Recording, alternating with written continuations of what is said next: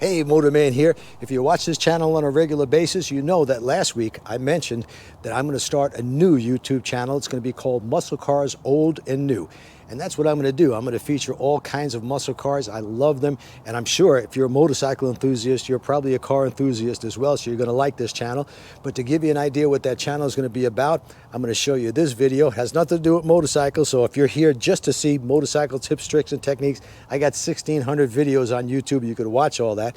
But today, I'm going to show you sort of a preview of what my new channel is going to be about. We happen to have the Mecum auction going on here in Florida. It's going on still. And I was there last week, took a walk around, took some video, and you're going to see some fantastic cars. It's not going to be about any particular make or model. I love them all. I got a Corvette jacket, I got a Dodge hat, I've owned several Mustangs, but you get the idea. It's going to be about all muscle cars, old and new. So take a look. If you haven't been to a Mecum auction, especially here in Kissimmee, Florida, it is a gigantic park. I mean, this place is huge. They had over 4,000 cars. As I walk through the gate there, by the way, you pay $30 to get in, another $15 to park. And, well, if you want a hamburger, it's $20. But anyway, this car I'm looking at right now, this is a 1964 Riviera.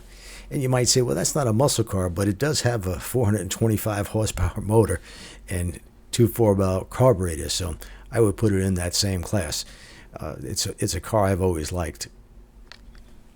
And here is a 63 split window coupe, and it is the Z06 model.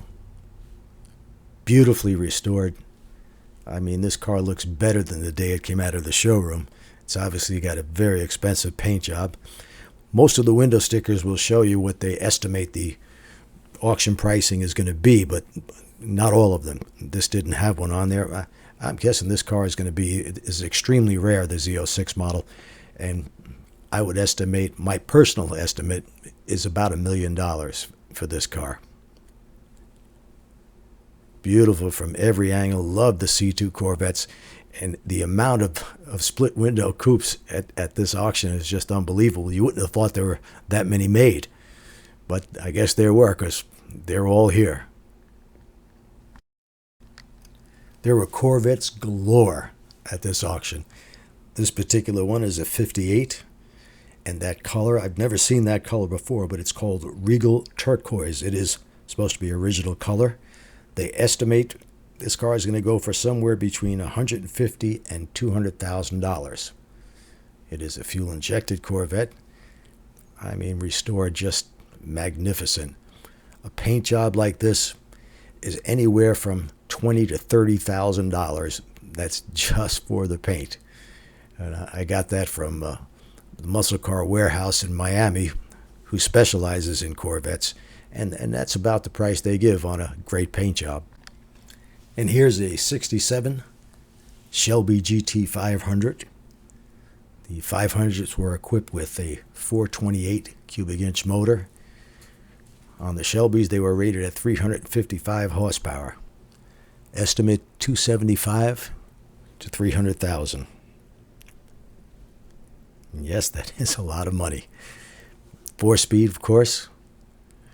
Very difficult to get good shots of the cars here because there's so many people, and, well, there's always somebody standing in your way, but again, an outstanding paint job, fully restored. And you would think the Shelbys would be pretty rare, but at this auction, Shelby Mustangs were there in profusion. These cars weren't the fastest in the quarter mile in their day.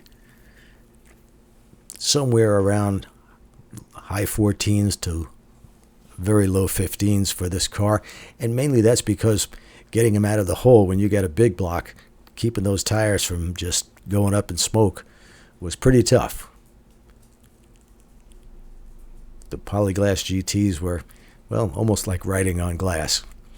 I've seen some of the reports in magazines and some stuff on the drag strip that most of these cars, if they were actually stock, were, like I said, in that high 14 to 15 range.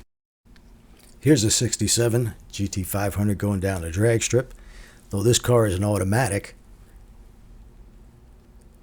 it comes in at about, I believe it was 1524 at 91.55 miles an hour. And here's a 68 Shelby convertible. This particular one is the Shelby GT 500 KR, which I believe stood for King of the Road. This one has an automatic transmission. And again, it's the condition of most of these cars is just unbelievable. Really better than new. All the door seams line up. The paint is base coat, clear coat instead of just a base coat. Of course, you got the 428 motor. I believe these are also rated at 355 horsepower. And the estimate this car is going to go through at somewhere between $200,000 and $250,000. Who knew? I remember after the first gas crisis of '73, you could find Shelbys all over the place for $2,500 on a used car lot. Nobody wanted them. Too much gas. And here's an example of what became known as the wing cars. This is a Plymouth Superbird. And this particular one was owned by Richard Petty, which is going to bring the price way up. All these wing cars are, whether it be the Daytona or the Superbird, are very, very high dollar cars. This one is estimated to be somewhere between $900,000 and $1 million. It probably had a couple of $100,000 because it was owned by Richard Petty. But I remember back in the day when these cars came out, they laid all over the car lots. The dealers couldn't give them away. Nobody wanted them. They were just too cartoonish for the average person. And they were expensive, somewhere around $5,000. This one's a 440 with the 4-barrel, 375 horsepower.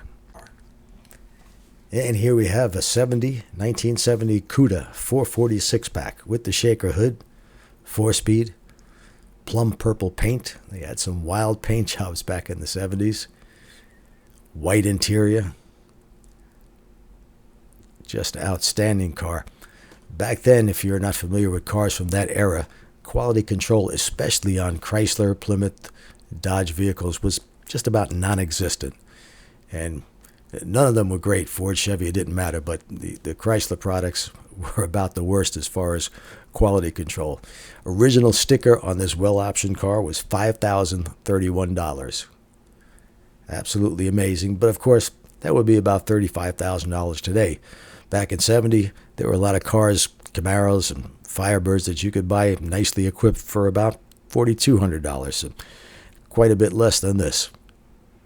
Excellent paint job on this car. Base coat, clear coat once again. And here's one of my favorite cars from the 50s and early 60s. This is a 1960 Impala. It is equipped with the 348 big block motor. Beautiful red color. I love the interior on these early 60s, late 50s cars, the two-tone. This one also happens to be a 4-speed, which is a very rare option back in the time. And it's hard to believe when you look at this car and the intricacies of it that these were actually mass-produced cars that they, put out by the thousands. Love the rear end of this car. Well, that's it for now. I got a lot more of this. If you'd like to see more, just let me know in the comment section. Please subscribe,